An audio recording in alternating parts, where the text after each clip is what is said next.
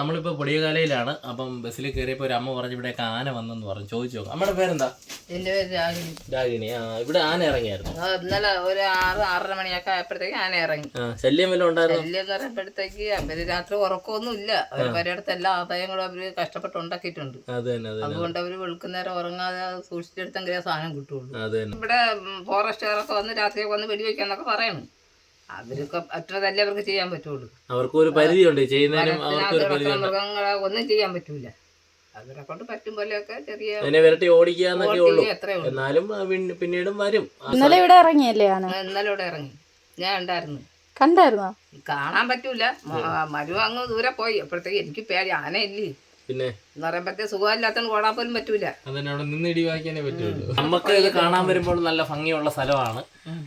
പക്ഷേ ഇതിനകത്ത് ഒരുപാട് കാര്യങ്ങളുണ്ട്. അവരിവിടെ കൃഷി ചെയ്യുന്നുണ്ട്. അവരുടെ കൃഷിക്കുമൊക്കെ നാശനഷ്ടങ്ങൾ ഈ വന്യമൃഗങ്ങൾ വരുത്തും. കാരണം നമുക്ക് എല്ലാ ഭാഗവും പറയണം വന്യമൃഗങ്ങളുടെ സ്ഥലമാണ്, അവർ വിഹരിക്കുന്ന സ്ഥലമാണ്.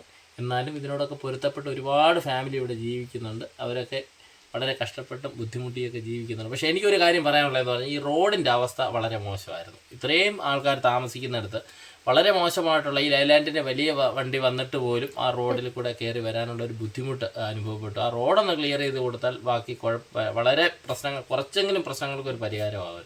ഒരു ആന വന്നാൽ പോലും എന്ത് വന്യമൃഗങ്ങൾ വന്നാൽ പോലും തേക്കന് അപ്പുറത്തോട്ട് ആർക്കും രക്ഷപ്പെടാൻ പറ്റൂല.